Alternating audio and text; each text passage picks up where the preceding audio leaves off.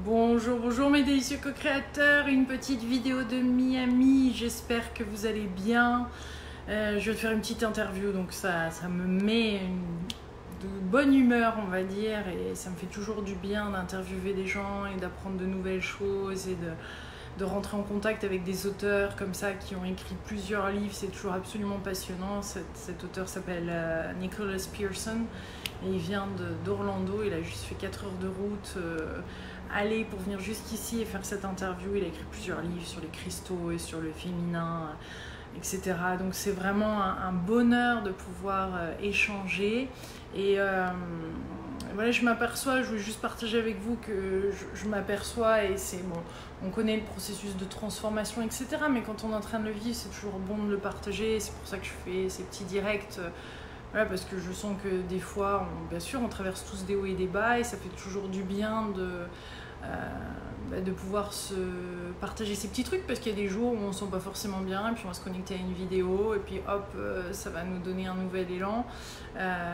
Moi, hier, j'étais inspirée en partageant avec mon ami José Touarang, que j'ai interviewé plusieurs fois, qui est espagnol, et qui partageait avec moi une sacrée manifestation qu'il a vécue, puisqu'il avait posé une intention pour avoir de l'aide financière sur son centre qui est basé qui est en train de créer près de Barcelone, je crois, et il lui manquait une partie de l'argent, et il a posé l'intention, et en gros il lui fallait 40 000 ou plus pour pouvoir vraiment l'aider dans les travaux, etc. qu'il a à faire pour cette création de cet institut.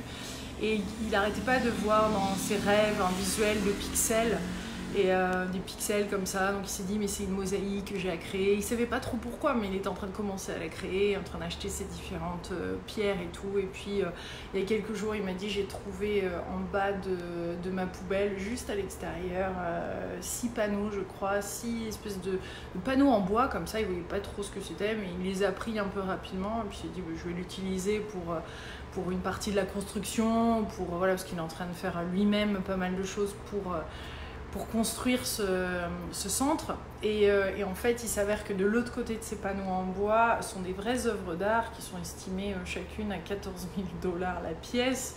Et donc c'est arrivé, ça s'est matérialisé comme ça devant chez lui, un truc assez hallucinant. Et puis après il a vérifié d'ailleurs avec des avocats, avec des personnes dans les arts pour savoir de qui c'était. Et en effet, donc ces pièces ont été estimées à 14 000 $ pièce. Et donc il va pouvoir les vendre. C'est pas quelque chose qui a été, on peut dire, volé ou autre. Il a trouvé ça, il a manifesté ça, c'est assez incroyable et tout fou. Donc là il est en train de potentiellement avoir l'argent qu'il lui fallait. Cette abondance est venue comme ça à lui. Alors c'est quelqu'un qui pratique et qui connaît le pouvoir de l'intention, de la manifestation, etc. Mais je voulais juste partager ça avec vous parce que je trouve ça hyper inspirant. Mais surtout, moi je l'ai vu hier, donc dans le coup il m'a inspiré à poser des intentions.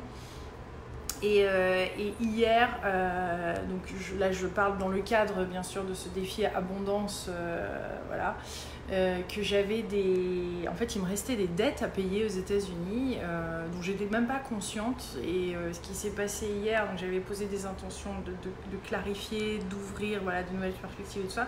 Et je vais à la banque américaine pour voilà, étant américaine, donc j'ai un compte bancaire aux États-Unis que j'utilise plus, et donc il y avait cette dette sur ce compte-là. Et alors, ce qui est hallucinant, c'est que de manière, ma foi, légère, et alors c'est toujours chiant d'appeler, on va dire, et de passer ses coups de fil et tout, surtout aux États-Unis. Oui, moi, je suppose qu'en France c'est pareil, mais on passe de personne en personne. Enfin bon, tout ça c'était un peu compliqué, mais en tout cas ce que j'aurais pu vivre il y a des années de manière, on va dire, grave, anxiogène, ou je sais pas, où ça m'aurait vraiment là été réglé assez rapidement, ma foi, sans ajouter beaucoup de drame, parce que j'aurais pu en ajouter beaucoup plus vu les circonstances. Et ok, bah c'est comme ça, je fais ça, voilà, je vais trouver une solution, et je règle ça, et je le fais, et je nettoie. Et ce qui est fou, c'est que j'avais posé des intentions de recevoir. Et en fait, ce que je tombe dessus, c'est genre une dette donc qui me fait, on va dire, régresser quelque part. Mais non, c'est exactement le blocage et le truc dont j'étais même pas consciente, qui était même pas là. Alors ça paraît un peu fou, mais quand on habite dans un autre pays, enfin bref, c'était par rapport à, je vous avais déjà expliqué, une autre vie ici où en effet j'avais eu quelques trucs par rapport à l'argent qui avaient été difficiles à vivre. Et donc, dans ce défi abondance, j'en parle là avec toute légèreté parce que c'est vraiment le cas et que ça peut être finalement assez facilement libéré pour permettre quelque chose de nouveau d'arriver. Je pense vraiment que c'est en train de se passer.